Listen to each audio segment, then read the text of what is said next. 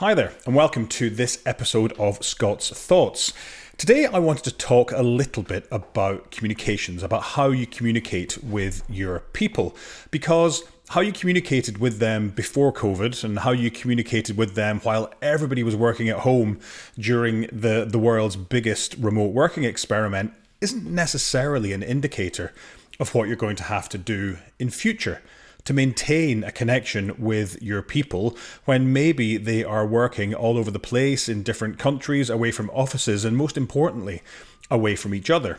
So the big question is, what do you have to do differently in order to maintain a really strong connection with your people, between your people and your organization, between your people and their team, and between your people and each other?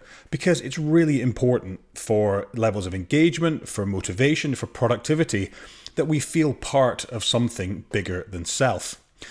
For me, the best way to find that out is to ask people.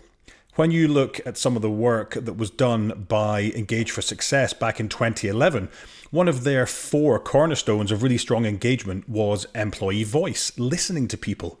So this is a great opportunity to go out to people in your company and ask them, what's working for you from a communications perspective? What isn't working for you? What can we do better?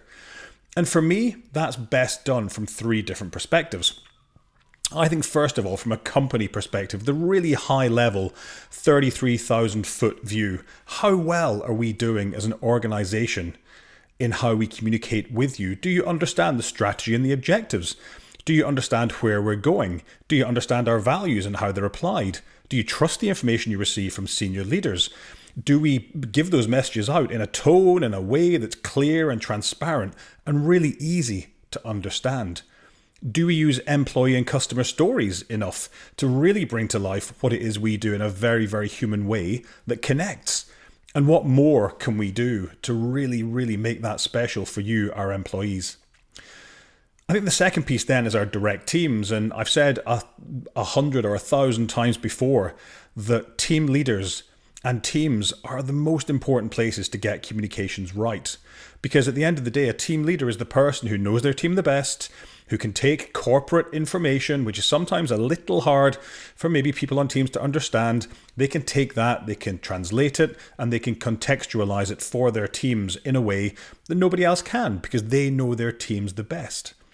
So wanting to find out things like, understanding if people feel a really strong sense of connection with their team, whether their team leader makes time for regular updates, whether the team leader passes that information on in a way that's easy to understand, is relevant, is clear and simple, is really important. Do your people trust the information they receive from their team leader? And most importantly, from that red thread perspective, do they understand the role that their team plays in helping the organization to achieve its overall objectives and strategy? Finally, we've done company, we've done team, now individual. Because at the end of the day, everyone is very slightly different in an organization. So finding out how individuals feel about communications in the organization is really key. And much of that is about the relationship maybe they have with their leader. So does their leader make time for those regular one-to-ones that we know are so important when it comes to managing people's performance and getting the best from them and giving the best, of course, to them?